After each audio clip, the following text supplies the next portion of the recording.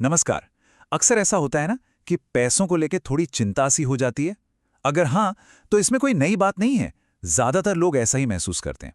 तो आज हम टोनिया बी रैपले की किताब द मनी मैनुअल के कुछ बेहतरीन आइडियाज को समझेंगे जो इस चिंता को एक बिल्कुल साफ सुथरे फाइनेंशियल प्लान में बदल सकते हैं। पैसे को मैनेज करना कई बार बहुत भारी लग सकता है ना? बिल्कुल किसी उलझे हुए धागे के गोले की तरह। पर सोचिए, अगर इस उलझन को सुलझाने का एक सीधा साधा रास्ता मिल जाए तो ये किताब हमें वही रास्ता दिखाने की कोशिश करती है। तो देखिए, ये किताब कोई भारी भरकम ज्ञान नहीं देती, बल्कि ये एक प्रैक्टिकल टूल किट की तरह है। इसमें बताए गए कदम इतने आसान हैं कि कोई भी उन्हें अपनी रोज की जिंदगी में अपना सकता है और अपने फाइनेंशियल फ्यूचर को अपने कंट्रोल में ले सकता है। अच्छा, इससे पहले कि हम बजट और सेविंग्स की दुनिया में सीधे कूदें, सबसे पहली और सबसे जरूरी चीज को समझना होगा। वो है हमारी मनी माइंडसेट या पैसों को लेकर हमारी सोच। क्योंकि असली फाइनेंशियल कामयाबी की शुरुआत यहीं से होती है। ये बात कितनी पावरफुल है। मतलब फाइनेंशियल फ्रीडम कोई किस्मत का खेल नहीं है। ये इस बारे में है कि हम अपनी फाइनेंशियल लाइफ की ड्राइविंग सीट पर बैठें और खुद फैसले लें, एक्टिव होकर। स्क्रीन पर जो दो तस्वीरें हैं ना, ये सिर्फ तस्वीरें नहीं हैं। ये असल में दो अलग अलग फाइनेंशियल फ्यूचर हैं। एक जो बस चिंता में डूबा हुआ है और दूसरा जो पूरे कंट्रोल और आत्मविश्वास से भरा है। अब चुनना हमें है कि कौन सा रास्ता अपनाना है। ठीक है, तो माइंडसेट तो अब सही जगह पर आ गया है। चलिए, अब कुछ प्रैक्टिकल कदमों की तरफ बढ़ते हैं। यहीं से हमारी फाइनेंशियल जर्नी को एक ठोस शक्ल मिलनी शुरू होती है। 50-30-20 रूल बजट बनाने का एक बहुत ही सिंपल सा फ्रेमवर्क है। इससे ये समझने में मदद मिलती है कि आखिर पैसा जा कहाँ रहा है। मतलब 50% ज़रूरतों पर, 30% अपनी चाहतों पर और सबसे ज़रूरी 20% बचत और कर्ज चुकाने के लिए। हाँ, और ये कोई पत्थर की लकीर नहीं है। इसे अपनी सहूलियत के हिसाब से बदला भी जा सकता है। आज के डिजिटल जमाने में ये लिफाफा सिस्टम सुनने में थोड़ा पुराना लग सकता है, लेकिन यकीन मानिए, खर्चों पर लगाम लगाने का ये एक कमाल का तरीका है। ये हमें फिजिकली याद दिलाता है कि हमारा पैसा कहाँ जा रहा है और इससे हम सोच समझकर खर्च करने लगते हैं।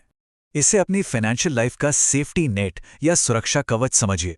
एक इमरजेंसी फंड होने से सिर्फ पैसों की सिक्योरिटी ही नहीं मिलती, बल्कि एक मानसिक शांति भी मिलती है, ये जानकर कि किसी भी मुश्किल चुनौती के लिए हम तैयार हैं।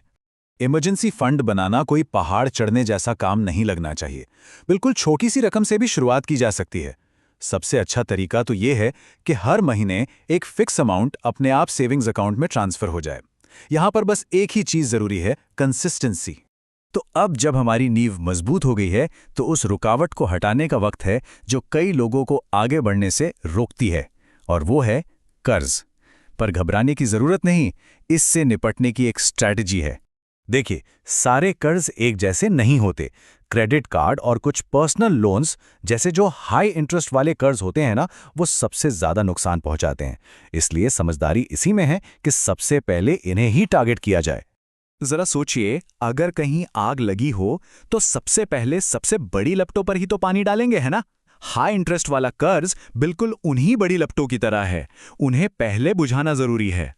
सिर्फ खर्चे कम करने पर ही क्यों फोकस करना? चलिए गेम को एक लेवल ऊपर ले जाते हैं। इनकम बढ़ाकर कर्ज चुकाने की रफ्तार इससे दोगुनी हो सकती है। हर एक्स्ट्रा रुपया हमें फाइनेंशियल फ्रीडम के एक कदम और करीब ले जाता है। अभी तक हम बात कर रहे थे प्रॉब्लम्स को फिक्स करने की, चीज़ों को मैनेज करने की।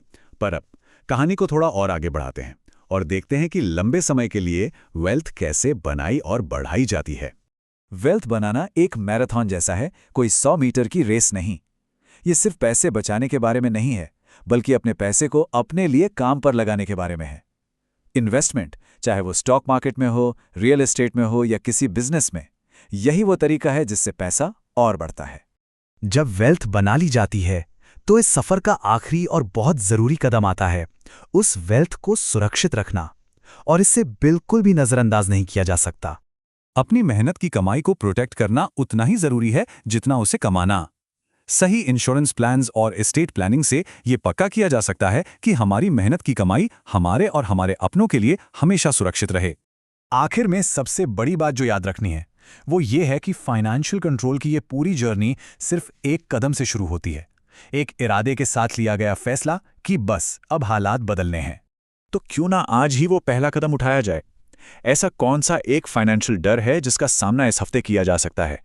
याद रखिए, हर बड़ा सफर एक छोटे से कदम से ही शुरू होता है। सोचिए, वो पहला कदम क्या हो सकता है।